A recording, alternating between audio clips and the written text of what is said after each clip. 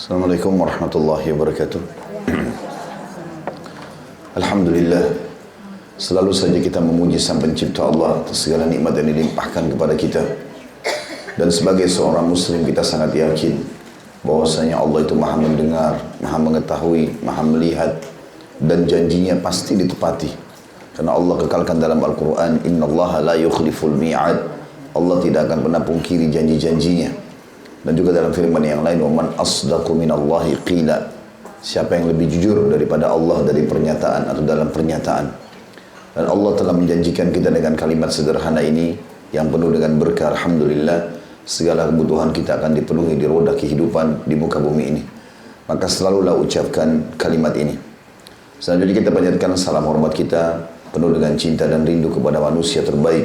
Manusia yang telah disempurnakan jalur nasabnya, fisiknya, ilmunya sebaik-baik suri tauladan, dan Allah memerintahkan kita menjadikannya sebagai suri tauladan dan mengucapkan satu kali salam hormat kepadanya dijadikan ibadah oleh Allah Subhanahu wa taala dan diberikan balasan 10 kali tambahan rahmat. Dan berulang-ulang saya katakan rahmat Allah sangat luas, berisikan pengampunan dosa, peninggian derajat, pemenuhan kebutuhan dan segala sesuatu yang baik-baik. Maka sangat wajar kalau kita selalu mengucapkan salawat dan taslim kepada Nabi besar Muhammad sallallahu alaihi wasallam.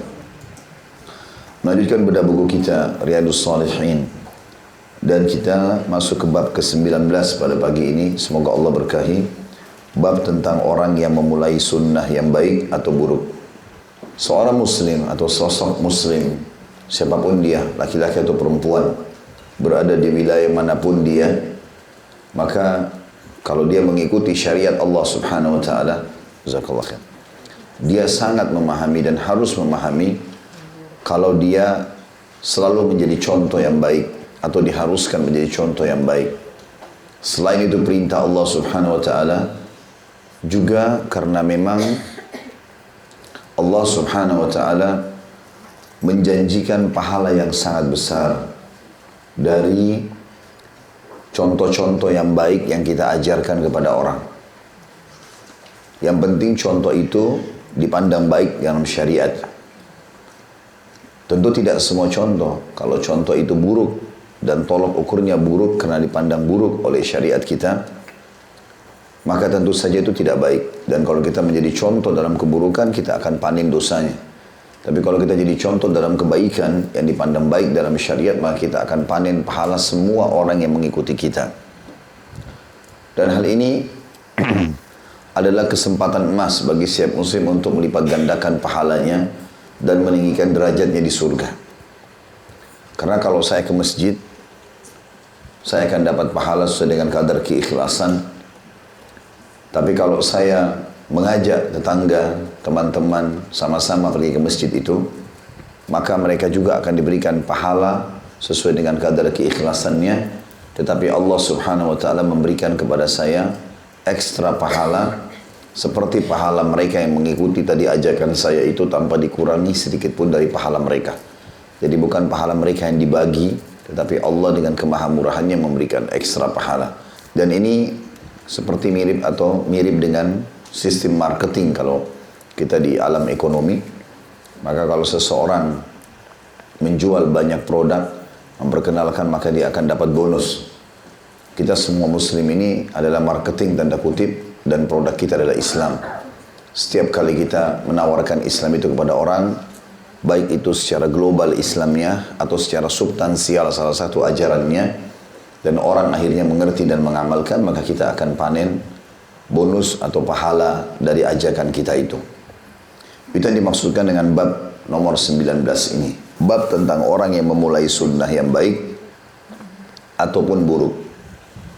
Termasuk juga di sini kalau kita menghidupkan syariat Islam atau bagian dari substansial syariat Islam yang sudah lama ditinggalkan di sebuah wilayah. Contoh, kita masuk ke satu keluarga, menikah dengan salah satu dari anggota keluarga itu, kemudian kita masuk, lalu kemudian kita mewarnai keluarga itu dengan menghidupkan bagian daripada syariat Islam. Seperti misalnya salam. Mungkin di keluarga pasangan kita tidak pernah salam. Lalu kita mulai mengucapkan setiap ketemu, Assalamualaikum warahmatullahi wabarakatuh. Masuk ke rumah kita salam. ajarkan suami, ajarkan istri, mengenai anak-anak mulai kita didik dalam pola itu, maka ini akan menjadi sunnah yang baik. Karena tadinya itu sudah ada dalam syariat tapi ditinggalkan. Maka dia akan menjadi contoh yang baik. Begitu juga masuk dalam masalah ini adalah setiap kali ada kesempatan beramal saleh, siapapun yang memulainya, sehingga akhirnya orang lain melihat dia dan ikut juga, maka masuk dalam masalah ini. Karena pernah Nabi SAW melihat beberapa orang dari suku Arab yang sangat miskin, dari orang Badui, datang ke Madinah, dan mereka saking miskinnya sampai tidak punya kain kecuali satu lembar di tubuh mereka yang diikat di leher mereka. Andai saja ada angin yang kencang maka tersingkaplah auratnya, dan di wajah mereka kelihatan tanda-tanda kemiskinan. Maka Nabi SAW naik ke atas mimbar, kemudian beliau motivasi para sahabat untuk sedekah. Terus saja beliau memotivasi agar bersedekah, sampai beliau mengatakan bersedekahlah kalian walaupun hanya dengan secuil kurma. Kemudian ada satu sahabat waktu itu, semuanya pada terharu dan terkagum-kagum dengan penyampaian Nabi, dan mereka termotivasi tapi belum ada yang memulainya. Maka ada satu sahabat berdiri, langsung spontanitas dia korek kantongnya, dia keluarkan semua apa yang dia punya, letakkan di hadapan Nabi SAW, ya Rasulullah, ini sedekah saya buat Allah dan Rasulnya. Maka setelah melihat kejadian tersebut, maka sahabat-sahabat di masjid berlomba-lomba mengikuti orang ini. Maka Nabi SAW mengatakan siapa yang menunjukkan pada kebaikan, maka dia akan mendapatkan pahala yang sama orang-orang yang mengikutinya tanpa dikurangi sedikit pun dari pahala orang yang mengikutinya itu. Jadi ternyata orang semua satu masjid sedekah karena dia memulainya. Oleh karena itu bergegas dalam merespon perbuatan amal soleh itu sangat baik. Ya, sehingga akhirnya orang-orang banyak mengikuti kita. Jadi jangan terlambat. Masuk juga dalam masalah ini adalah memberikan petunjuk kepada orang lain walaupun kita tidak mampu membantunya. Misal pernah ada orang yang datang kepada Nabi SAW dan dia susah hidupnya. Lalu dia mengatakan, ya Rasulullah, tolong bantu saya. Nabi SAW suruh dia pergi ke rumah istri-istri Nabi. Cobalah datang ke rumah istri saya si Fulana, tanya ada sesuatu enggak. Baru orang itu pergi ke rumahnya Aisyah. Aisyah mengatakan kami tidak punya apa-apa. Baik lagi ya Rasulullah, enggak ada. Nabi bilang coba ke rumahnya Hafsah.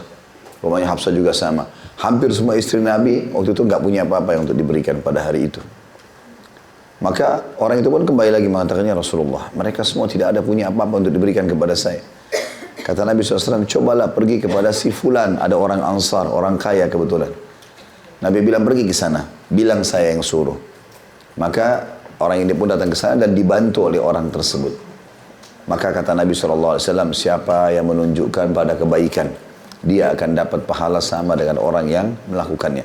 Jadi kalau kita tidak bisa membantu, karena kita bukan ahli di bidang itu, maka alihkan kepada orang yang ahli di bidangnya. Kapan dia orang ini mendapatkan solusi dari panduan kita saja, itu sudah cukup.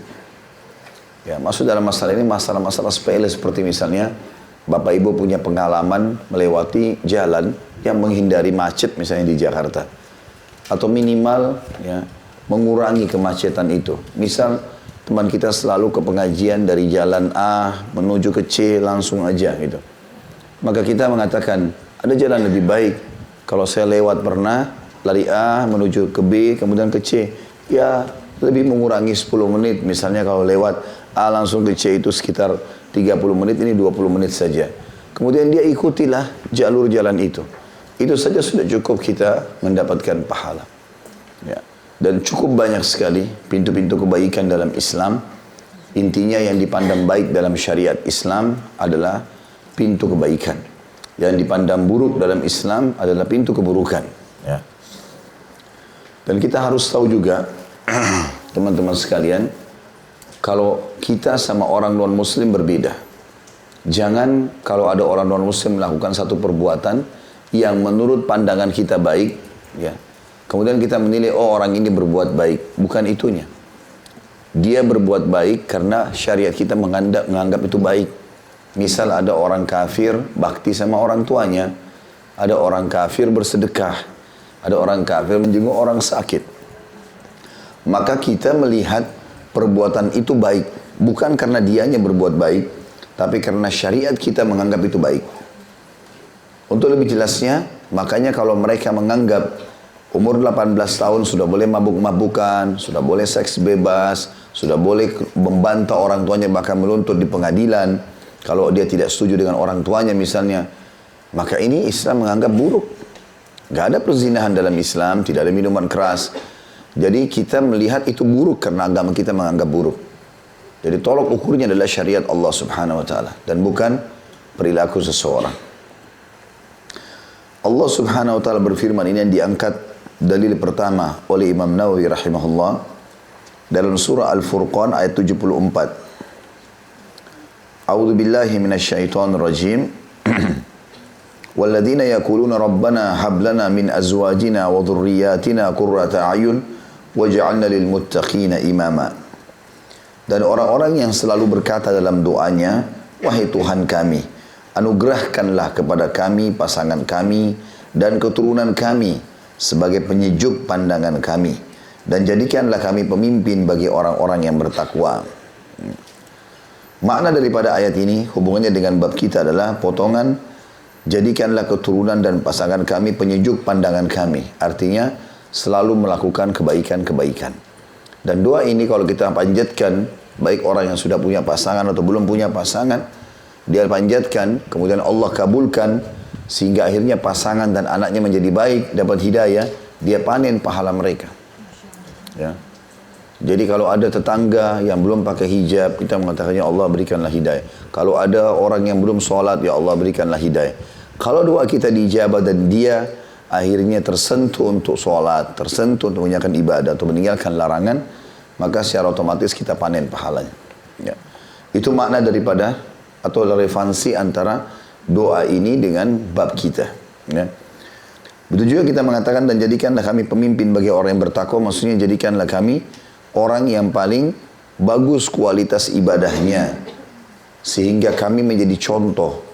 Imama artinya contoh. Supaya kami menjadi contoh, jadi orang lain ikutin, dan akhirnya kita panen pahalanya. Makanya doa ini sangat dianjurkan oleh para ulama untuk dirutinkan oleh setiap muslim dan muslimah setiap harinya. Baik sudah berumah tangga ataupun belum berumah tangga. Ya. Kita minta agar pasangan kita semuanya dan anak-anak kita menjadi orang-orang yang baik. Dan doa ini sangat besar efeknya. Kalau Allah SWT ijabah, maka bisa jadi baik pasangan dan anak-anak kita, dan kita panen pahalanya. Begitu juga dengan kita minta agar menjadi imam atau petunjuk bagi seluruh orang, sehingga kita panen pahala-pahala mereka. Dalil yang kedua dalam surah Al-Anbiya ayat 73, A'udzu billahi minasyaitonir rajim, wa ja'alnahum a'immatan yahduna bi amrina lamma sabaru. Artinya, dan kami menjadikan mereka sebagai pemimpin-pemimpin yang memberi petunjuk dengan perintah kami. Artinya, kalau kita minta kepada Allah Subhanahu wa taala, memohon kepadanya agar kita bisa menjadi petunjuk bagi orang lain, sehingga kita panen pahala mereka, maka itu yang kita harapkan. Ya. Urwa bin Zubair rahimahullah, seorang ulama tabi'in yang masyhur. Beliau pernah duduk sama beberapa sahabat-sahabatnya, di antaranya itu kakak kandungnya sendiri, Abdullah bin Zubair, ya. Kemudian juga ada sahabat dekatnya, Abdul Malik bin Marwan. Mereka duduk 4 orang, empat-empatnya semua anak-anak yang masih muda, anak-anak muslim yang cerdas, duduk dekat Ka'bah selepas sholat asar di hari Jumat. Dan ini waktu mustajab doa. Maka salah satu di antara mereka berkata, kenapa kita tidak berangan-angan dan memohon kepada Allah masing-masing hajat kita? Mumpung depan Ka'bah, hari Jumat, waktu sore hari habis asar, mustajab doa. Maka Abdullah bin Zubair berkata radhiyallahu anhu, saya berharap agar Allah menjadikan saya sebagai khalifah. Minta jadi raja. Waktu itu masih muda. Gitu ya. Minta sesuatu yang besar kepada Allah yang maha besar. Maka adiknya berkata, saya berharap bisa menjadi gubernur untuk 2 Irak. Irak dan Iran. Ya. Atau wilayah Persia.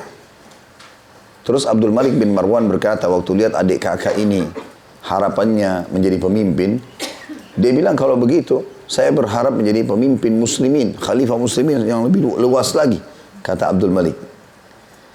Tinggal satu orang yang diam, namanya Urwah rahimahullah. Urwah bin Zubair, adiknya Abdullah bin Zubair tadi, tapi dia diam saja. 3 orang teman-teman dan saudaranya ini mengatakan tadi, semuanya berhubungan dengan masalah jabatan politik. Maka mereka bertiga bilang, kalau kau Urwah, apa harapanmu? Dia bilang, harapan saya Allah memberikan saya ilmu agama, saya faham, saya amalkan dan saya ajarkan, sehingga bisa menjadi amal jariah buat saya. Dan subhanallah, Allah kabulkan semuanya. 4-empatnya dapat apa yang mereka mau. Abdullah bin Zubair sempat menjadi khalifah walaupun cuma beberapa waktu, beberapa bulan, ya, karena dia menjadi khalifah atau menobatkan diri dan dibaiat oleh orang-orang di Hijaz, Mekah dan Madinah, dan di Mekah menjadi kerajaannya dia dulu. Tapi dia dibunuh di tangan Hajjaj bin Yusuf, ya. Kemudian adiknya yang berharap jadi gubernur di dua Irak atau di wilayah Persia, diangkat oleh Abdullah bin Zubair menjadi gubernur di situ. Kemudian Abdul Malik bin Marwan betul-betul menjadi khalifah muslimin setelah Abdullah bin Zubair meninggal. Dan Urwah bin Zubair rahimahumullah betul-betul menjadi ulama Islam dan bahkan menjadi 7 ulama dan Al-Quran, ulama Quran dari penduduk Madinah. Maka seseorang memohon kepada Allah Subhanahu wa taala agar dia dijadikan sebagai petunjuk bagi orang lain. Itu sangat baik. Petunjuk bagi orang lain ini bisa karena lisan kita mengucapkan, bisa juga memang karena kita sendiri sudah menerapkan. Kalau Bapak Ibu sudah menerapkan sebuah perintah agama dan ikhlas karena Allah Subhanahu wa taala, Allah bisa menjadikan itu sebab petunjuk orang. Berapa banyak orang yang datang atau ketemu dengan orang-orang lain, kemudian lagi duduk ngobrol, tiba-tiba waktu sholat. Lalu dia bilang sama teman-temannya, sudah azan, saya mau sholat dulu ya. Dia nggak bilang sama teman-temannya, ayo sholat. Dia cuma bilang, saya mau sholat ya. Saya berdiri nanti saya kembali. Lalu dia berdiri sholat. Itu kalau dia ikhlas mengerjakan sholat itu, Allah bisa memberikan hidayah kepada teman-temannya yang sedang duduk. Oh ya, kita sholat juga. Apalagi kalau dia bilang, sholatlah misalnya. Ya. Kadang-kadang subhanallah, Allah Subhanahu wa taala memberikan pahala kepada kita walaupun kita tidak memprogramkan, ya. Yang penting teman-teman kita ikhlas dalam menerima dan mengerjakan ibadah itu. Allah Subhanahu wa taala akan berkahi.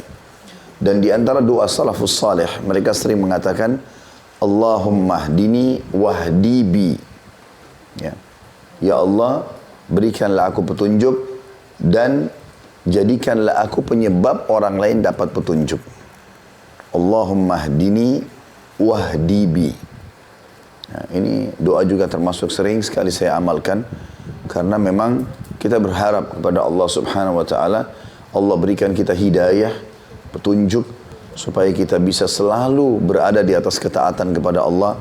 Kalau kita lalai, Allah Subhanahu wa taala ingatkan kita dengan hikmahnya, dengan kemahamurahannya dan kelembutannya. Dan kita juga menjadi petunjuk bagi orang lain. Jadi tidak cukup kita amalkan sendiri, tetapi kita juga menjadi petunjuk bagi orang lain. Ini juga diambil daripada hikmah 2 ayat tadi yang sudah kita bacakan. Bagaimana kita memohon kepada Allah Subhanahu wa taala agar menjadi penyebab orang lain mendapatkan petunjuk. Ya, kesimpulannya, jadilah orang yang mengamalkan kebaikan yang dipandang baik dalam syariat, ya, sehingga dan ajaklah orang lain sehingga orang lain bisa kita panen atau bisa dipanen atau bisa terpanenkan pahala mereka. Kita akan masuk sekarang ke hadis pertama di dalam bab kita ini. Tepatnya hadis dari awal bab bahasan kita nomor 176. Dari Abu Amr Jarir bin Abdullah radhiyallahu anhu, beliau berkata, "Kunna fi sadrin nahari 'inda Rasulillah sallallahu alaihi wasallam. Faja'ahu qaumun 'uratun mujtabin nimari awil abai mutaqallidis suyuf ammatuhum min mudar bal kulluhum min mudar fatama'ara wajhu Rasulillah sallallahu alaihi wasallam fatama'ara wajhu Rasulillah sallallahu alaihi wasallam lima ra'a bihim min al-faqah fadakhala thumma kharaj fa'amara bilalan fa'adhana wa aqam فصلى ثم خطب فقال يا أيها الناس اتقوا ربكم الذي خلقكم من نفس واحدة ila akhiril ayah. Inna Allah kana alaikum raqiba. والآية الأخرى التي في آخر الحشر يا أيها الذين آمنوا اتقوا الله ولتنظر نفس ما قدمت لغد تصدق رجل من ديناره من درهمه من ثوبه من صاع بره من صاع تمره حتى قال ولو بشق تمره فجاء رجل من الأنصار بصرة كادت كفه تعجز عنها بل قد عجزت ثم تتابع الناس حتى رأيت قومين من طعام وثياب حتى رأيت وجه رسول الله صلى الله عليه وسلم يتحلل كأنه مذهبة فقال رسول الله صلى الله عليه وسلم من سن في الإسلام سنة حسنة فله أجرها وأجر من عمل بها من بعده من غير أن ينقص من أجورهم شيء ومن سن في الإسلام سنة سيئة كان عليه وزرها ووزر من عمل بها من بعده من غير أن ينقص من أوزارهم شيء. Kami pernah berada di sisi Rasulullah sallallahu alaihi wasallam di awal siang. Ya. Lalu beliau didatangi oleh sekelompok orang-orang yang telanjang yang hanya memakai kain suf. Kain suf kain yang kasar ya. Bergaris yang dilubangi pada bagian kepala. Ya, jadi seperti kain karung. Cuma dibuka bagian kepalanya saja ya supaya nutupin aurat mereka. Atau memakai semacam baju kurung sambil membawa pedang. Kebanyakan mereka berasal dari suku Mudhar. Bahkan semuanya berasal dari suku Mudhar. Dan suku Mudhar ini suku yang terbanyak ya anggotanya. Lebih dari 100.000 orang. Bahkan semuanya dari Mudhar. Maka berubahlah wajah Rasulullah SAW ketika melihat kemiskinan mereka. Ada footnote nomor 182. Mereka sangat miskin dan tidak ada orang-orang kaya yang menyantuni mereka. Beliau segera masuk rumah, kemudian keluar lagi dan menyuruh Bilal agar mengumandangkan azan dan iqamah.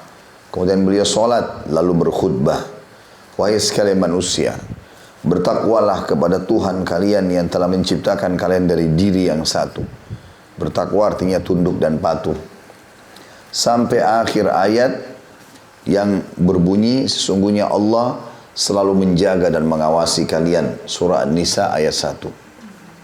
Beliau juga sallallahu alaihi wasallam membaca ayat lain yang ada di dalam surah Hasyr yang artinya wahai orang-orang yang beriman bertakwalah kepada Allah dan hendaklah setiap diri memperhatikan apa yang telah diperbuatnya untuk hari esok atau akhirat.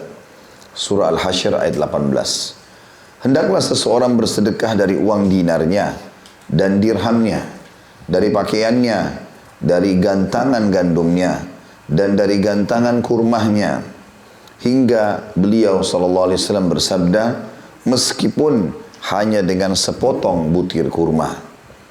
Maka datanglah seorang Ansar dengan membawa kantong besar yang tangannya hampir tidak kuat membawanya, bahkan benar-benar tidak kuat. Kemudian orang-orang saling mengikuti hingga saya melihat dua tumpukan besar makanan dan pakaian. Hingga saya melihat wajah Rasulullah SAW berseri-seri seolah-olah bersepuk emas. Maka Rasulullah SAW bersabda, barang siapa yang memulai sunnah yang baik di dalam Islam, maka dia mendapat pahalanya dan pahala orang-orang yang mengikuti amal itu sesudahnya, tanpa mengurangi pahala mereka sedikit pun. Dan barang siapa yang memulai sunnah yang buruk di dalam Islam, maka dia menanggung dosanya dan dosa orang-orang yang meniru perbuatannya dengan tidak mengurangi dosa mereka sedikit pun. Hadis ini diriwayatkan oleh Imam Muslim.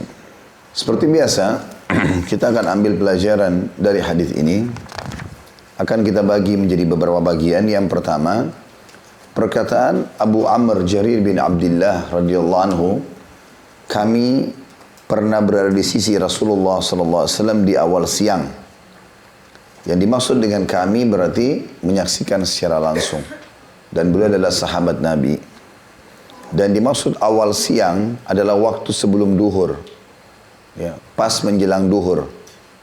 Sudah menjelang duhur, lagi terik-teriknya matahari, dikenal dengan awal siang.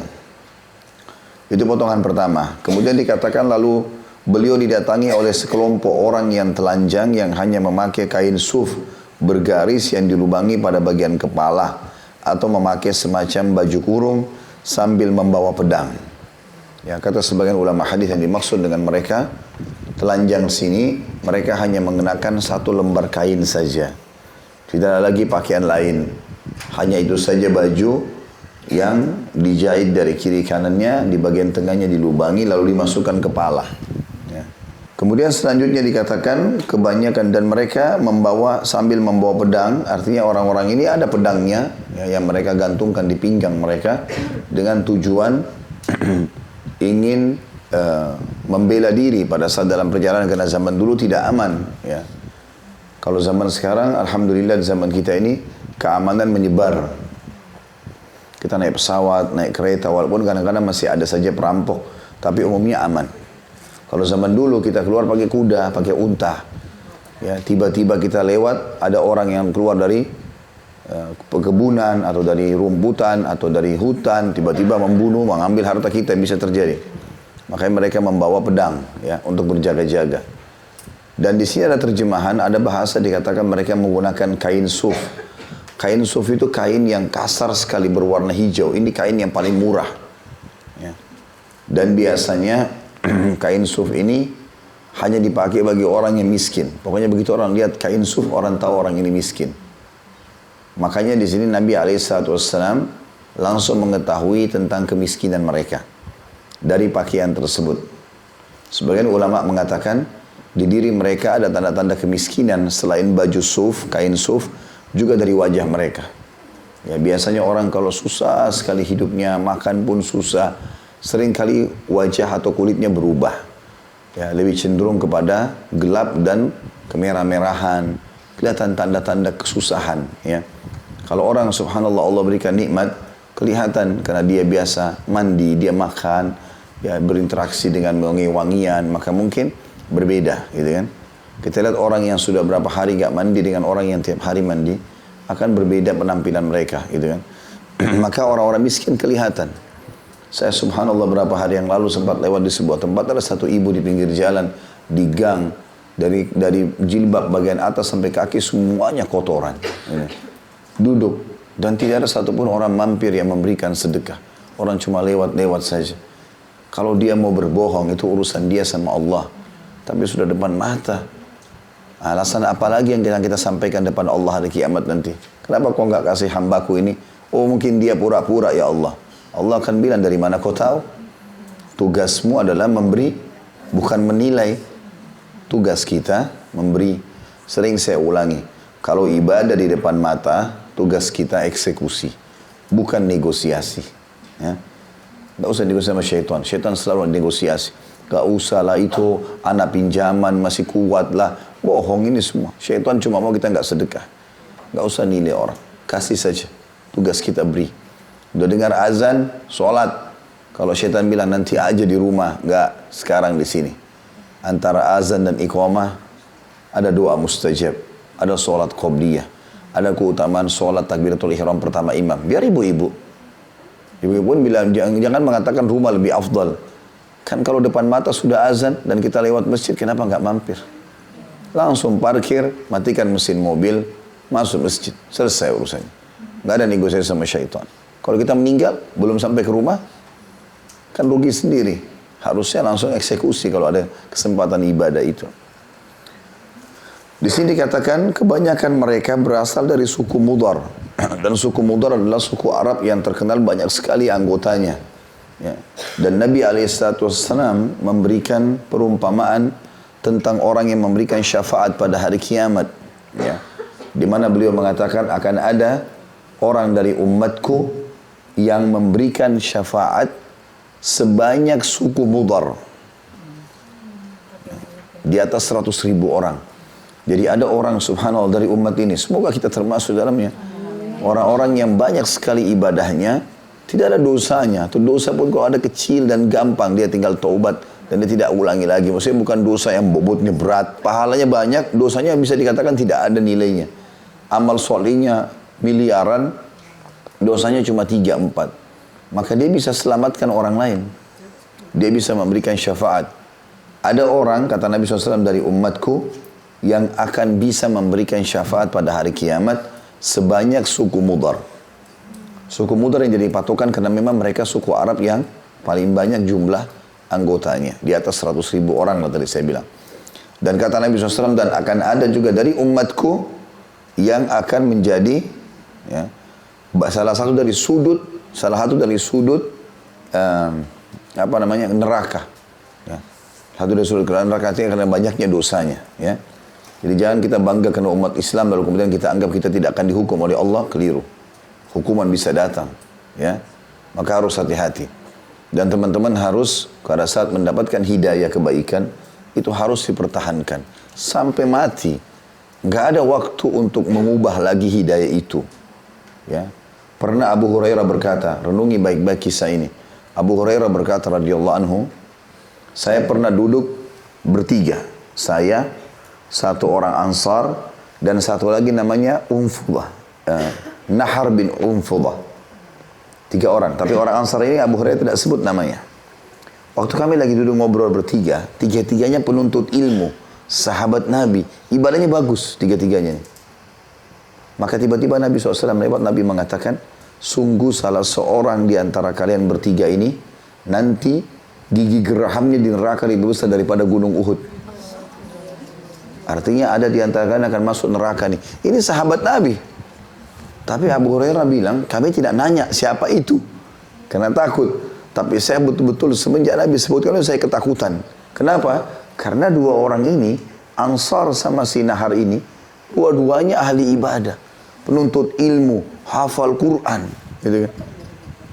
Akhirnya, kata Abu Hurairah, berjalan waktu, orang Ansar, kami ikut jihad, orang Ansar ini mati syahid. Maka tinggal saya sama Nahar nih. Ya. Dan Nahar ini, orang yang langsung mengambil Al-Quran dari Ubay bin Ka'ab. Tahu Ubay bin Ka'ab, teman-teman sekalian? Ubay bin Ka'ab ini, yang Nabi pernah bilang, wahai Ubay, Allah memerintahkan saya untuk menyuruhmu baca Quran kepadaku. Maksudnya karena bacaannya bagus, Nabi disuruh dengar bacaannya Ubay. Kata Ubay, ya Rasulullah, Allah sebut namaku. Kata Nabi SAW, iya. Maka Ubay nangis. Ubay ini ahli Al-Quran. Hafal 30 juz, bacanya bagus. Ini Nahar sama Abu Hurairah muridnya. Ubay ini.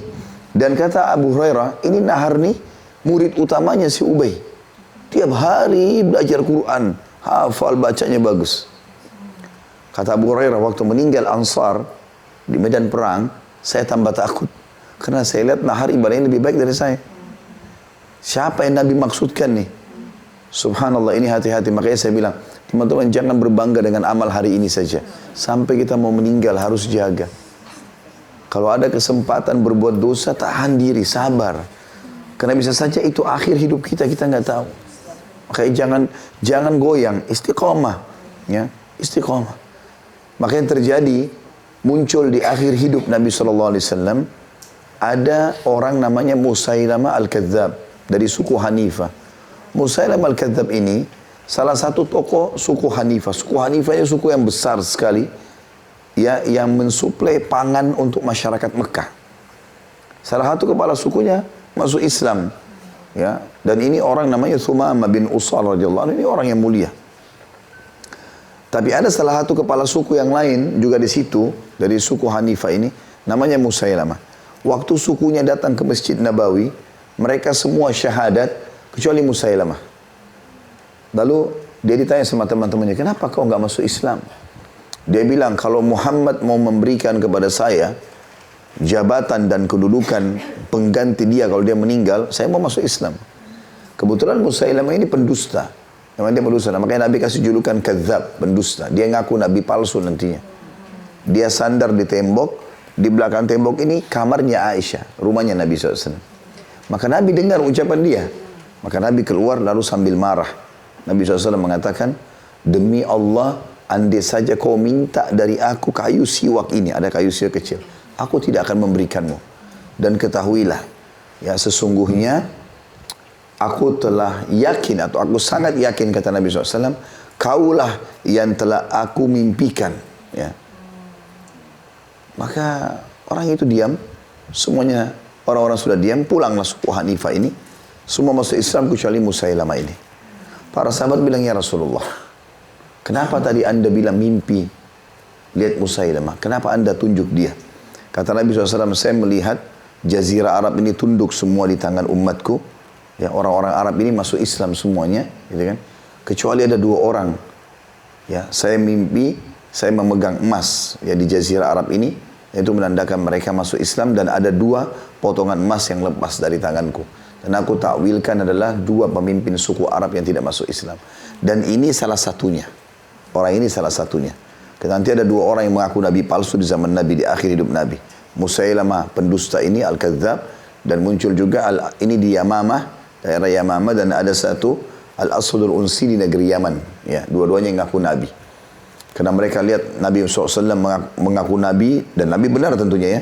Kemudian terkenal, pasukannya jadi kuat, orang banyak bergabung, jadi kaya raya. Oh, berarti kita ngaku Nabi bisa juga gini nih. Dia pikir gampang ngaku Nabi, gitu kan. Yang jelas teman-teman sekalian, pas Musailamah pulang ke sukunya, langsung dia menyurat ke Nabi.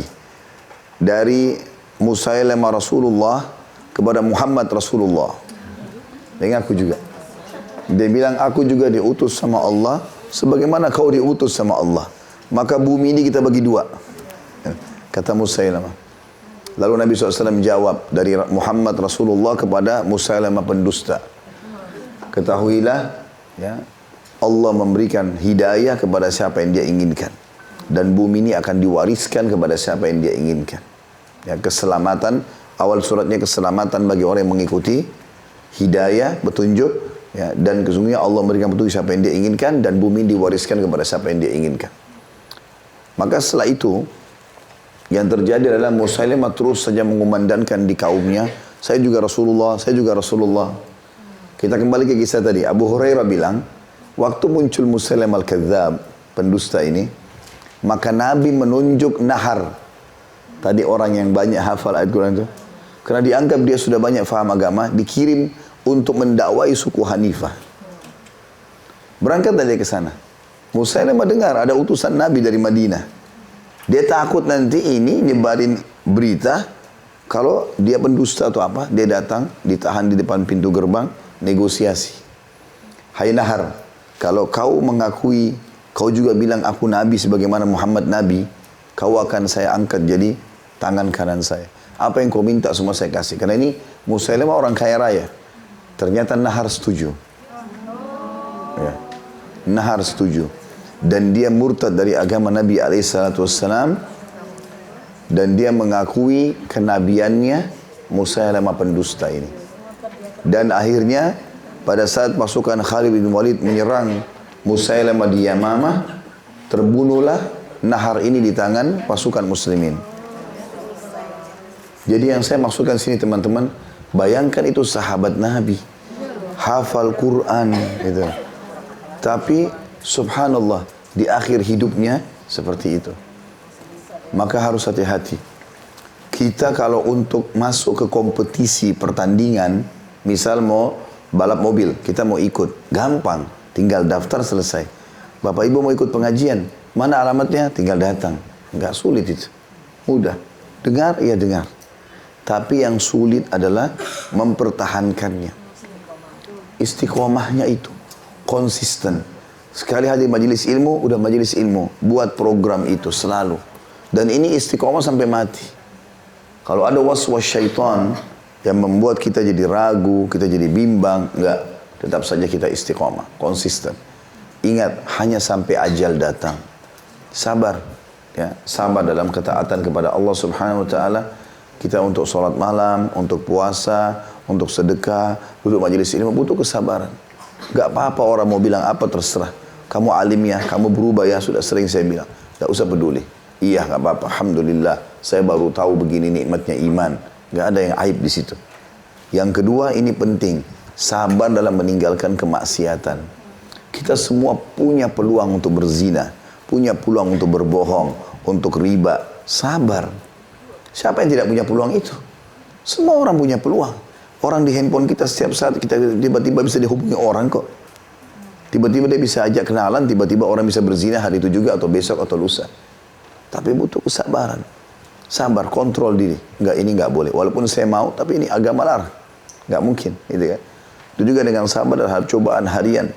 Maka butuh kesabaran-kesabaran. Dan Allah mengatakan tentang ahli surga, nanti kalau mereka masuk, dan insya Allah kita termasuk ini, para malaikat mengatakan, Salamun alaikum bima sabartum fa ni'ma uqbad dar. Keselamatan buat kalian, maksudnya selamat nih.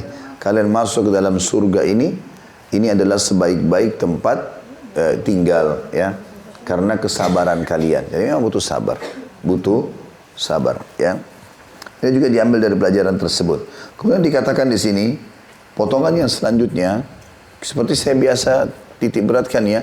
Jadi usahakan teman-teman, kalau saya bilang ini potongan pertama, kalau pegang bukunya tulis di atasnya potongan pertama. Poin 1 di angka 1 dilingkarin, terus digaris bawahi. Potongan kedua, tulis angka 2 kecil di atasnya, lingkarin. Jadi tahu, oh ini kita bagi jadi beberapa. Ada manfaat yang didapatkan, tulis lagi di situ. Kalau ada buku tulisnya bagus, kalau enggak, di bawah halaman 188 ada tempat kosong, tulis tambahan. Tambahan kisah tentang Abu Hurairah sama Nahar bin Unfudah. Jadi enggak lupa, ya. Jadi bisa ingat. Ya. Dan Nahar ini, misalnya kisah Abu Hurairah sama Nahar bin Unfudah, terus danda kurung Nahar bin Unfudah murtad dari Islam, gitu kan? Dan jadi pengikut Musailam al-Kadzab. Jadi ada tambahan informasi. Jadi tadi kita sudah bilang potongan pertama kami pernah berada di sisi Rasulullah SAW di awal siang. Ya, ini potongan pertama dan kita sudah jelaskan ini berarti menandakan Abu Amr Jarir bin Abdullah radhiyallahu anhu adalah sahabat Nabi. Nah, dia memang menyaksikan langsung. Yang dimaksud dengan awal siang adalah waktu menjelang duhur tadi, ya. Potongan kedua tadi, lalu beliau didatangi oleh sekelompok orang yang telanjang yang hanya memakai kain suf bergaris yang dilubangi pada bagian kepala atau memakai semacam baju kurung sambil memegang atau membawa pedang. Dan sudah kita jelaskan kalimat telanjang tadi. Ya, mereka maksudnya tidak punya kecuali satu lembar kain itu. Bagi orang-orang Arab dulu dianggap itu masih terbuka, ya, karena kapan tertiup angin bisa tersingkap. Jadi bukan maksudnya telanjang tanpa busana. Kemudian sudah kita jelaskan juga di poin 2 ini makna suf. Artinya kain yang kasar berwarna hijau. Menunjukkan kemiskinan karena tidak mampu beli kecuali itu. Ya. Kemudian potongan yang ketiga sudah kita jelaskan juga tadi. Kebanyakan mereka berasal dari suku Mudar. Bahkan mayoritasnya dari suku Mudar. Dan suku Mudar suku Arab yang paling banyak anggotanya. Dan sudah kita jelaskan hadis tentang syafaat, pertolongan. Ada orang dari umatku, kata Nabi SAW, akan bisa memberikan syafaat, ya, seperti banyaknya suku Mudar. Potongan keempat yang kita ambil dari hadis ini adalah, maka berubahlah wajah Rasulullah SAW ketika melihat kemiskinan mereka. Nah, di sini maksud berubah adalah raut wajah. Dan Nabi SAW orangnya luar biasa, tidak pernah marah untuk membentak-bentak, dan tidak pernah juga gembira tertawa terbahak-bahak. Nabi SAW berada di antara keduanya. Para sahabat tahu kalau Nabi lagi senang dengan senyumnya, gitu kan. Beliau pernah tersenyum sangat lebar, ya. Tetapi terbahak-bahak ini sampai akhirnya batuk-batuk apalah, ya. Mungkin ini tidak, ya. Tapi tertawa iya, ya, senyum iya. Kemudian juga Nabi SAW tidak pernah, ya, marah-marah yang mencak-mencak, marah-marah, ngamuk-ngamuk, enggak. Tapi wajah beliau berubah, raut wajahnya memerah, tapi tidak mengeluarkan kata-kata yang buruk. Makanya sahabat mengatakan kami mengetahui Nabi SAW suka sesuatu atau tidak suka dari raut wajah beliau. Ya. Jadi wajah bisa menggambarkan tentang kondisi seseorang. Orang kalau sedih kita bisa tahu, orang kalau senang kita bisa tahu, kan gitu. Semua itu diketahui dari raut wajah. Dan ini sikap Nabi SAW. Maka dalam riwayat juga dikatakan Nabi SAW tidak pernah menghina makanan. Tidak ada kalimat yang buruk keluar. Kalaupun beliau tidak suka makanan itu, beliau hanya tidak menyentuhnya saja. Udah. Tidak pernah Nabi bilang, ini saya nggak suka, jangan hidangkan ini. Ini nggak enak dan seterusnya, tidak ada. Kalau Nabi SAW ragu, tidak suka, ya sudah Nabi tidak sentuh. Selesai bagi beliau. Maka adab dan akhlak yang luar biasa. Ya. Dan kita harusnya bisa mengenal raut wajah orang-orang terutama yang dekat kayak pasangan suami istri. Disebutkan salah satu ciri Khadijah radhiyallahu anha, beliau bisa mengenal Nabi SAW lapar atau tidak dari raut wajahnya. Karena sudah terbiasa dan memang ikhlas, dia tahu kalau ini suaminya lagi lapar. Hadis yang pernah saya sampaikan, waktu Khadijah melihat Nabi SAW masuk ke rumah, kemudian dia melihat suaminya, langsung dia mengatakan, saya akan ke belakang sebentar. Langsung ke dapur siapin makanan kesukaan Nabi. Karena sikap itu, maka Jibril datang lalu mengatakan, hai Muhammad, ini Khadijah sebentar lagi akan bawa makanan kesukaanmu. Karena sikapnya itu padamu sebagai suami, gitu kan? Maka Allah mengirim salam padanya. Ya. Kemudian aku juga mengirim salam untuknya, kata Jibril, gitu kan? Dan sampaikan kepada dia, tidak juga begitu, sampaikan kepada dia karena perbuatan ini dia akan dapat istana di surga dari intan yang berongga. Ya. Kan intan itu kan bulat biasanya, tapi kalau intan itu berongga artinya ada lubangnya, ya, sehingga bisa memandang di belakang intan itu apa. Tapi istana dari itu, ya, yang dibuat kuasa Allah Subhanahu Wa Taala. Maka sikap-sikap yang baik ini Allah Subhanahu Wa Taala menilai. Ya, ibu-ibu harus bertakwa pada suami ini. Kalau ayah kita wajib berbakti, maka setelah menikah suami itu nomor satu. Ya, jadikan mereka penyebab ibu bisa dapat surga. Jangan cuma tahu ngomel-ngomel, mukanya cemberut, ya, tuntutannya banyak tapi suami nggak dipenuhi. Ya. Maka bertakwa kepada Allah Subhanahu Wa Taala. Intinya raut wajah ini adalah ciri khas Nabi Sallallahu Alaihi Wasallam. Sahabat mengenal beliau dari perubahan raut wajah. Aisyah pun berkata radhiyallahu anha, aku mengetahui Nabi SAW sedang senang atau sedih dari raut wajah beliau. Alaihissalatu wassalam. Di sini raut wajah Nabi SAW berubah karena melihat kemiskinan mereka. Dan Nabi langsung kelihatan sedih. Kok ada di antara umatku seperti ini keadaannya gitu. Ya. Potongan kelima, beliau segera masuk rumah kemudian keluar lagi dan menyuruh Bilal agar mengumandangkan azan dan iqamah. Ya. Kemudian beliau berkhutbah. Ya, ini potongan kelima. Artinya Nabi SAW masuk ke rumahnya. Kata sebagian ulama hadis, maksudnya adalah Nabi SAW segera masuk menanyakan kepada istrinya, ada enggak sesuatu yang bisa kita sedekahkan?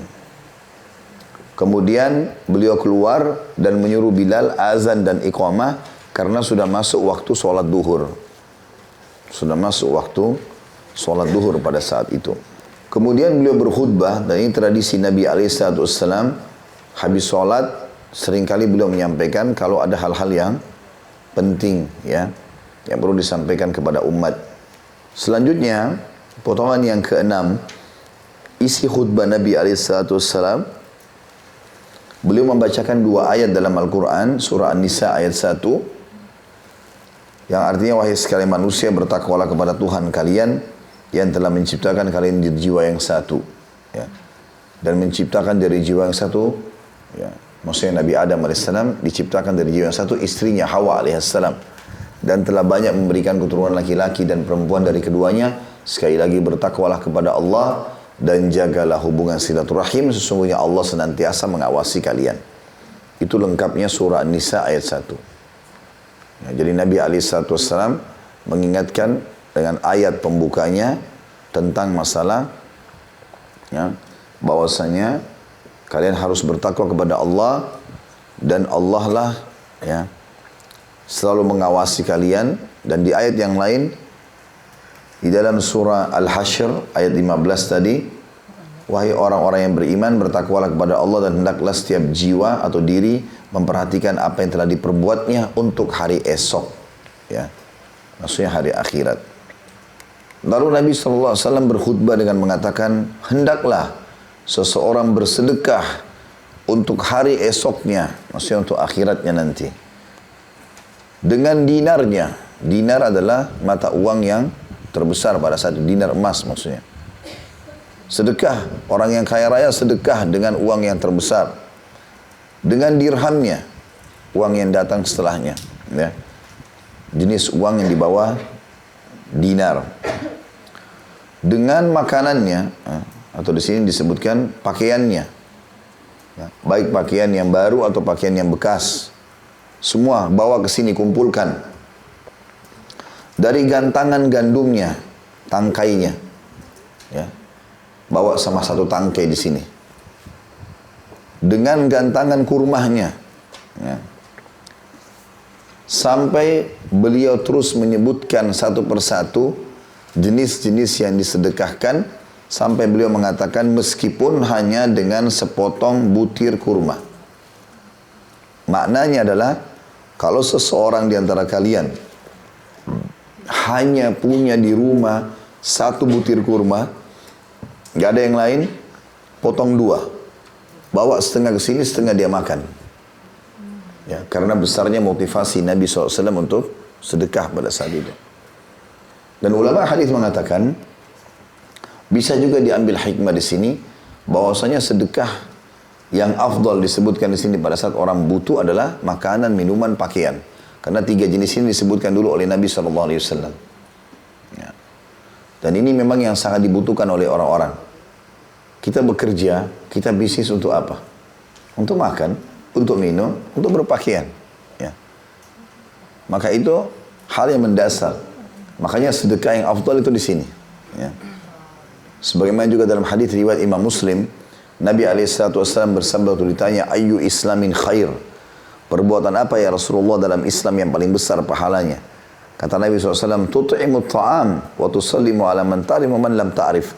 Engkau memberikan makan kepada orang-orang dan engkau mengucapkan salam kepada orang yang kau kenal dan kau tidak kenal. Jadi memberi makan jangan dianggap remeh. Ya. Itu sedekah yang sangat besar. Kata Nabi SAW, jangan kalian pelit-pelit dengan kebaikan sekecil apapun. Walaupun ya, sepotong roti yang engkau masukkan ke dalam mulut istrimu. Jadi sepotong roti pun pahala semuanya. Hadis tentang pohon misalnya, kata Nabi SAW tidak ada, atau siapapun yang menanam sebuah pohon, tidak ada sosok manusia, jin, hewan-hewan yang bernaung di bawahnya atau mengambil saudarinya kecuali jadi pahala buat dia. Jadi semuanya ini bisa menjadi sumber pahala bagi seseorang. Dan ini sudah sering saya ingatkan, jangan sampai lupa. Ilmu tujuannya dipelajari untuk dipraktekkan. Bukan cuma dikenang, oh iya ya begitu. Habis itu nggak praktek. Nah, apa gunanya? Kalau orang menjadi praktisi dari ilmu yang dia pelajari, ya itu akan jadi penyebab dia mendapat pahala maksimal, juga jadi penyebab orang lain dapat petunjuk. Ya, dia jadi penyebab nanti orang dapat petunjuk. Maka harusnya dipraktekkan itu. Hadis Bukhari yang lain kata Nabi SAW, setiap hari, terutama di pagi hari, Allah menurunkan dua malaikat. Yang satu terus berdoa sampai Allah ya suruh dia berhenti berdoa. Dia mengatakan, ya Allah, luaskan, lapangkan, tambahkan, berkahi rezeki orang yang bersedekah. Artinya tiap hari ini, jangan bilang saya sudah sedekah minggu lalu, bulan lalu. Orang itu saya sudah pernah bantu. Itu dulu, udah dicatat. Hari ini, bakhil, pelit. Penyakit jiwa ini bakhil. Kemudian, yang satu lagi malaikat berdoa mengatakan, ya Allah, binasakan orang yang bakhil. Kata ulama hadis, binasakan dirinya dan hartanya. Malaikat itu berdoa begitu. Ya, tidak boleh orang pelit-pelit.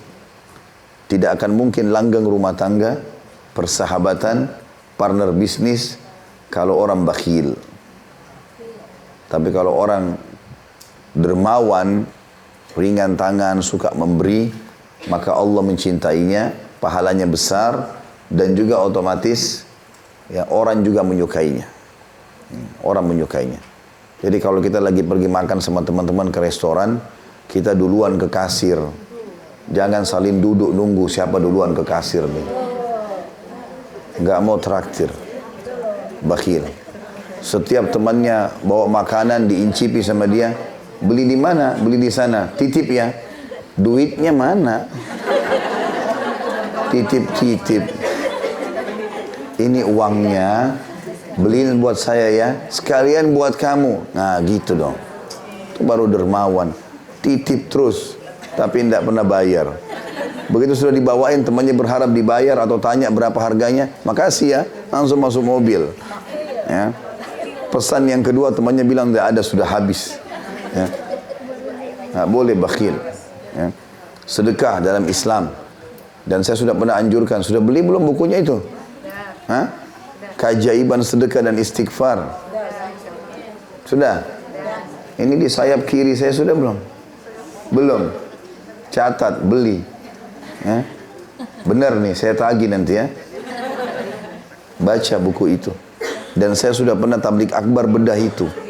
Kalau mau dengar tambahan informasi bisa cari ceramah di YouTube saya tentang sedekah, pertemukan dengan buku itu. Harganya berapa? 30.000. Hah? Kurang lebih begitu ya. Berapa harganya? 30.000. Harga gorengan. Baca, praktekkan. Supaya tahu, oh ternyata sedekah itu manfaatnya ini ya. Pahalanya besar, bisa nyembuhin penyakit, bisa mecahin permasalahan. Sampai kata Abdullah bin Abbas, Abdullah bin Umar radhiyallahu anhuma, kalau saya sedang menghadapi permasalahan dan saya rasa belum selesai, maka saya keluar bersedekah khusus buat itu. Khusus buat itu. Jadi sedekah itu selain menambah harta, juga menyelesaikan permasalahan. Ribut rumah tangga kah, anak nakal nggak baik-baik, ada masalah sama tetangga, sama fulan, sedekah, niatkan untuk memperbaiki keadaan itu. Dengan izin Allah SWT akan baik itu. Makanya Nabi SAW sini ingatkan sahabat, sedekah semua kalian, sedekah dengan dinarnya, seperti kalau sekarang, sedekah dengan emas kalian, sedekah dengan dirham, sedekah dengan pakaian, sedekah dengan tangkai sekalian gandumnya. Ya, kalau kita sekarang sedekah beras 1 karung, gitu kan. Jangan main-main gitu.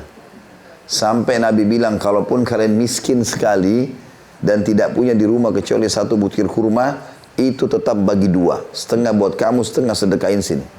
Ya, saking pentingnya untuk sedekah. Ya. Dan ini bentuk cinta Nabi SAW kepada umatnya, karena beliau sangat tahu manfaat sedekah itu. Itu juga disebutkan kalau tidak salah di akhir surah Al-Munafikun itu ya. Surah Al-Munafikun menjelaskan tentang nanti kalau orang meninggal tidak suka sedekah, ya, dia akan menyesal pada saat meninggal itu. Ya. Allah SWT mengatakan, dan janganlah seseorang di antara kalian tidak berinfak sampai pada saat datang kematian baru dia mengatakan, ya Allah kenapa engkau tidak menerlambatkan kematianku ini supaya aku bisa bersedekah. Jadi nyesal nanti.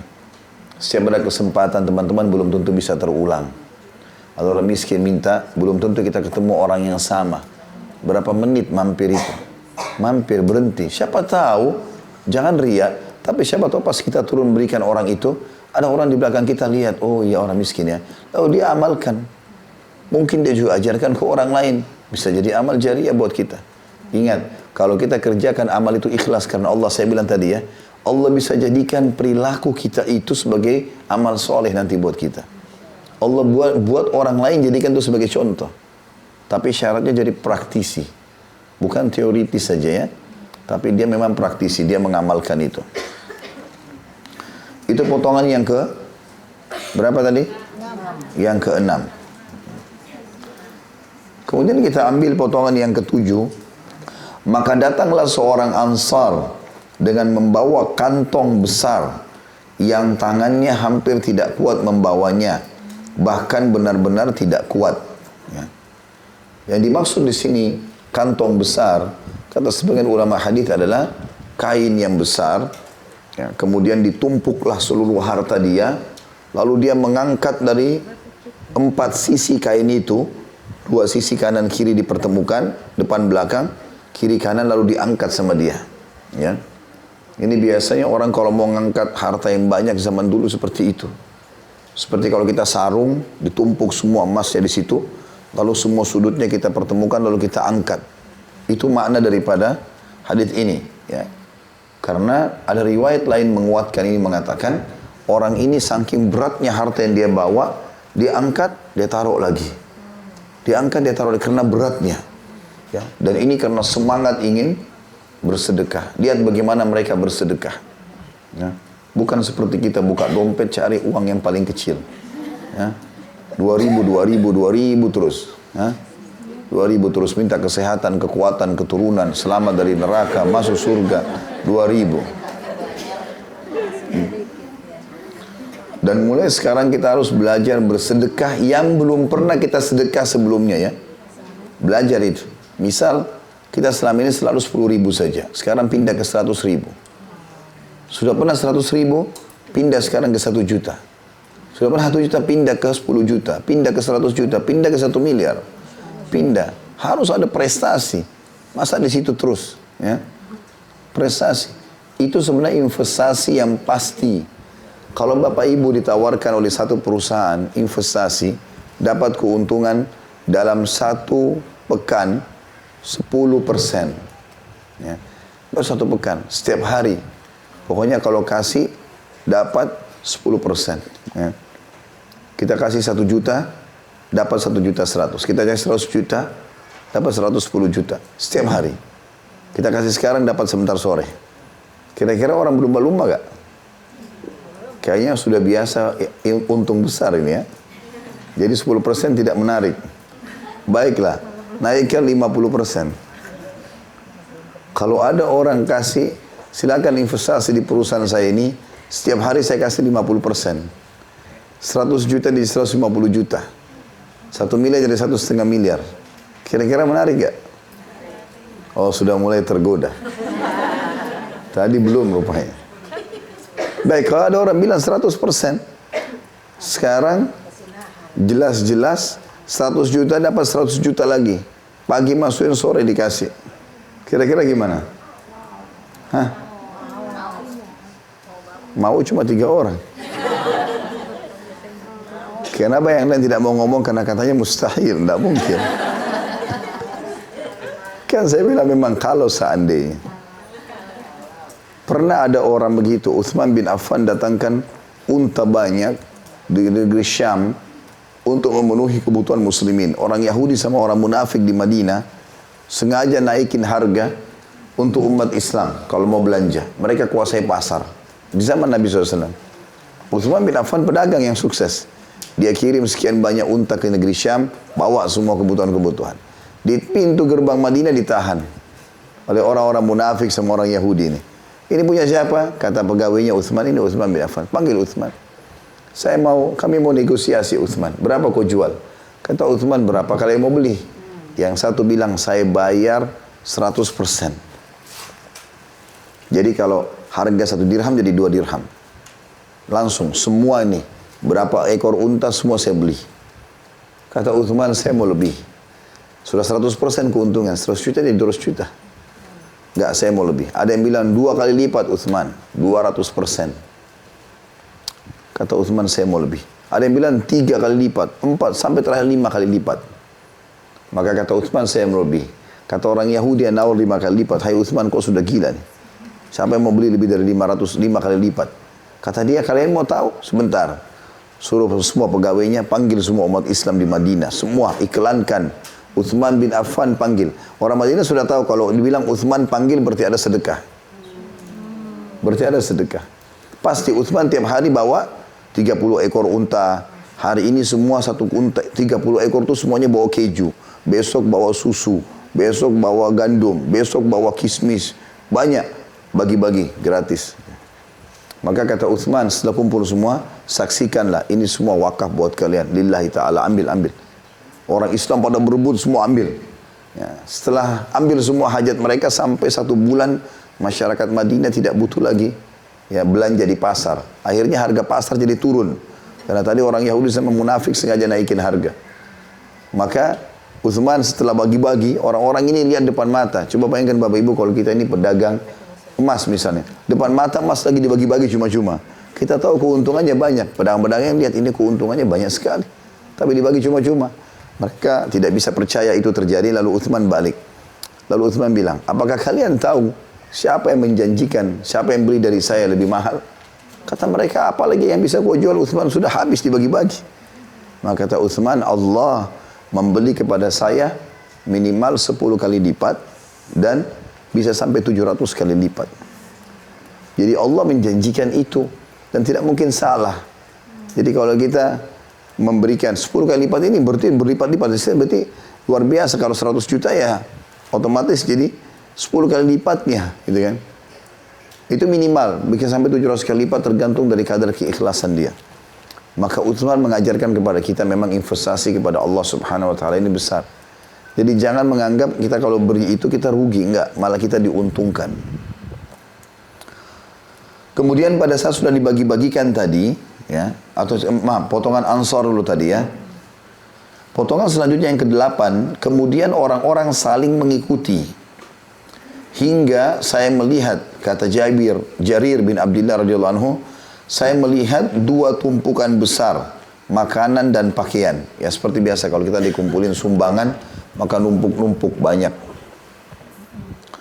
Dan di sini diambil pelajaran adalah dari potongan dan orang-orang mengikuti. Ya. Artinya orang jadi lihat, oh ternyata orang sedekah nih, maka masing-masing pada berlumba-lumba, gitu kan. Potongan selanjutnya yang ke-9, hingga saya melihat wajah Rasulullah SAW berseri-seri, seolah-olah tersepuh dengan emas. Ya. Dan ini memang apa adanya ya. Biasakan orang kalau disepuh dengan emas mengkilat dan berwarna berkilau, begitu ya. Kira-kira kalau wajah orang disepuh dengan emas, walaupun warnanya kuning, tapi dia berkilau. Nah, wajah Nabi SAW memang sangat cerah. Ya, alaihissalatu wassalam. Ya, sebagian ulama mengatakan memang Nabi SAW tidak pernah marah, dan satu sisi memang Allah menjaganya. Nabi SAW waktu meninggal itu di jenggot beliau cuma ada 3 helai jenggot warna putih. Di kepala beliau cuma ada 1 atau 2 lembar uban. Nggak ada ubannya. Umurnya 63 tahun. Bukan karena dicat. Karena nggak pernah marah. Nggak pernah emosional. Ada orang Masya Allah, rambutnya semuanya uban. Keningnya berkerut-kerut. Karena pembantu terlambat sedikit sudah ngamuk. Ini ngarah, itu marah. Jadi hidupnya susah. Ya. Jadi yang dimaksud di sini Nabi SAW, wajah beliau seperti disepuh dengan emas, memang karena wajah beliau sangat ceria, bersih, ya, dan memang digambarkan beliau berkulit putih, dan saking putihnya itu wajah beliau atau pipi beliau kemerah-merahan alaihissalam.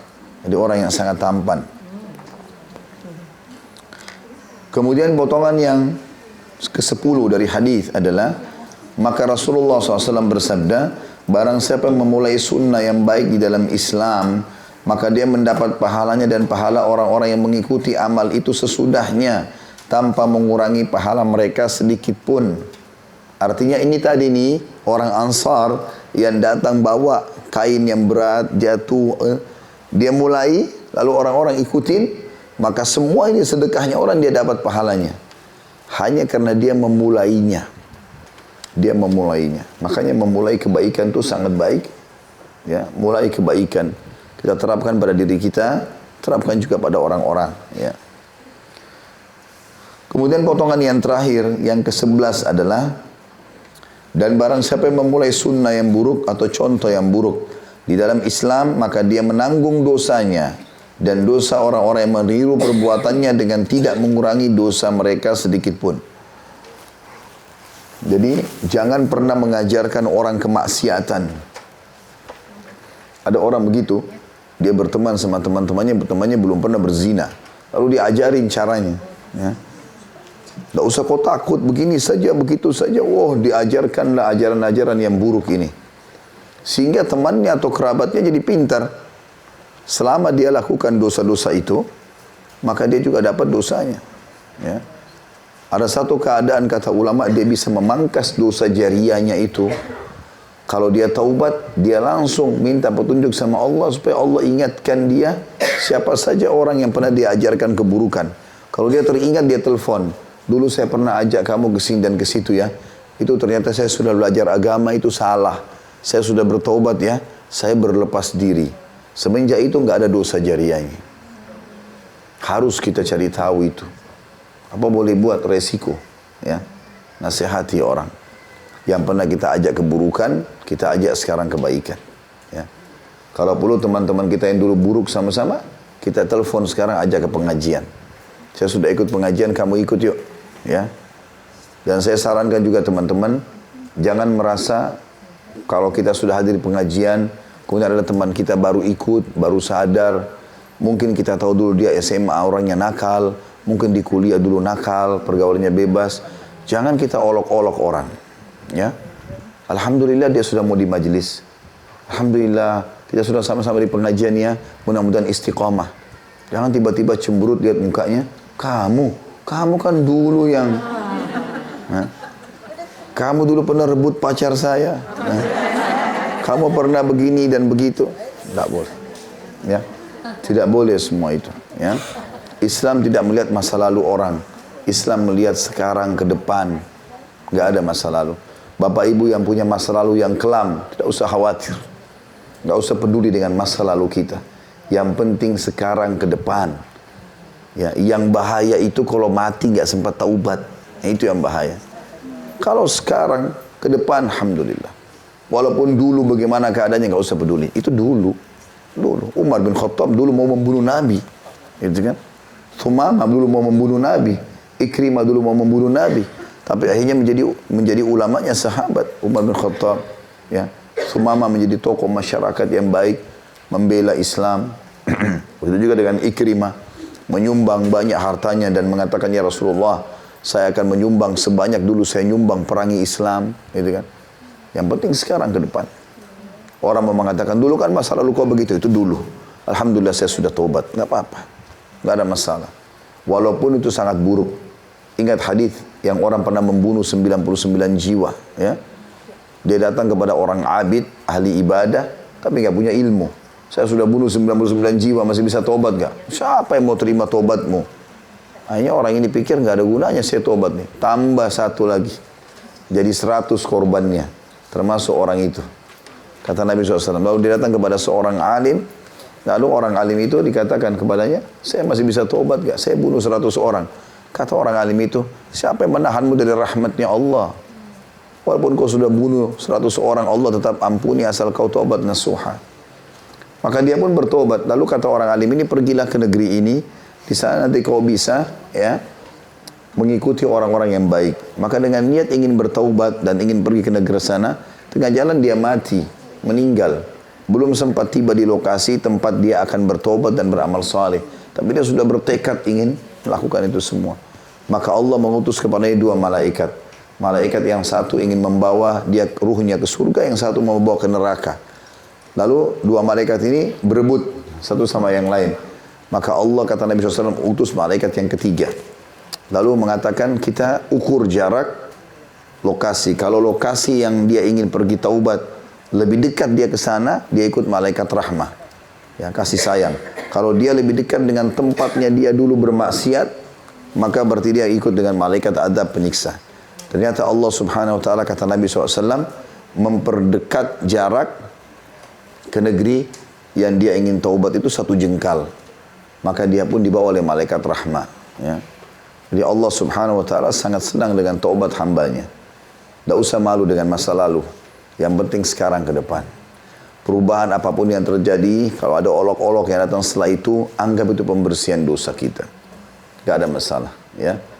Tentu kalau ada, dan ingat, ini juga penting, jangan wariskan keburukan itu kepada anak-anak. Kalau bapak ibu sekarang baru kenal Al-Quran, baru kenal pengajian di umur 30 tahun, 40 tahun, anak-anak kalau perlu di bawah 10 tahun sudah harus berinteraksi sama Al-Quran, sudah tutup aurat, sudah sholat, sudah segala macam. Maka itu untuk menebus kesalahan kita. Ya. Insya Allah kalau anak kita bisa lebih baik dari kita, cucu kita akan lebih baik lagi. Cucunya lagi akan lebih baik dan seterusnya. Dan kita bisa jadi amal jariah karena kita memulai itu. Itu yang dimaksudkan tadi dengan hadis ini. Baik, selanjutnya hadis yang terakhir yang kita bahas adalah hadis yang kedua di bab kita. Nomor 177 dari Ibnu Mas'ud radhiyallahu anhu. Bahwa Nabi SAW bersabda, "Laisa min nafsin tuqtalu zulman illa kana ala ibni Adam al-awwal kiflun min damiha. Li'annahu kana awwala man sannal qatla." Tidak ada atau tiada satu jiwa pun yang dibunuh secara zalim melainkan putra Adam yang pertama dulu. Ya, di sini ada footnote nomor 183, maksudnya Qabil yang telah membunuh Habil, putra Nabi Adam alaihissalam. Tidak ada satu jiwa pun yang dibunuh secara zalim sampai menjelang hari kiamat, melainkan putra Adam yang pertama dulu mendapat bagian dari dosa penumpahan darah itu, karena dialah orang pertama yang melakukan pembunuhan. Ya. Gara-gara dia dulu yang menjadikan contoh dan dinukil kisah-kisahnya. Oh, dulu Qabil membunuh Habil. Si Qabil ini panen terus dosanya semua pembunuhan sampai hari kiamat. Karena dia yang memulai itu. Dia yang memulai. Hadis ini mirip dari yang saya bilang. Makanya kita harus memangkas masa lalu kita yang buruk itu. Pangkas. Kalau kita pernah ajarkan orang yang buruk, telepon dia. Saya pernah ajarin kamu itu salah ya. Saya sudah taubat. Saya berlepas diri loh. Ya. Teman-teman yang pernah pamer aurat segala macam, mungkin pernah di media, kemudian sekarang taubat, ya sudah, kita sampaikan. Itu dulu masa lalu saya berusaha tarik, dan saya sekarang sudah lepas diri. Gak ada lagi urusannya. Jangan malah ikut bangga-bangga. Oh, ini dulu masa saya masih muda nih, lihat nih. Sekarang sih sudah taubat, tapi ini dulu. Tetap gak boleh, dia pamer berarti. Dia bangga dengan maksiatnya, gak boleh. Kalau ada yang contohin dia, contohin bajunya, contohin rambutnya, contohin masa mudahnya dan segala macam, maka itu akan jadi dosa bagi dia. Maka hadis ini memberikan pelajaran mirip dengan hadis sebelumnya, cuma ini lebih ringkas. Dan ini ancaman terfokus kepada masalah orang yang menjadi contoh bagi keburukan. Ya, sengaja buat tempat-tempat maksiat, diskotik lah, karaoke lah, segala macam. Lalu dia kembangkan, dia biarkan anak-anaknya juga mendapatkan dari situ. Atau teman-temannya dia ajarkan caranya buat pelatihan-pelatihan. Ini semua berbahaya sekali. Akan menjadi dosa yang terus berjalan dan jadi beban buat dia. Allahu a'lam. Baik, ini bahasan kita insyaAllah. Dan kita tutup sampai sini. Ya, semoga bermanfaat. Subhanakallahumma bihamdika. Asyhadu an la ilaha illa anta astaghfiruka wa atubu ilaik. Wassalamualaikum warahmatullahi wabarakatuh.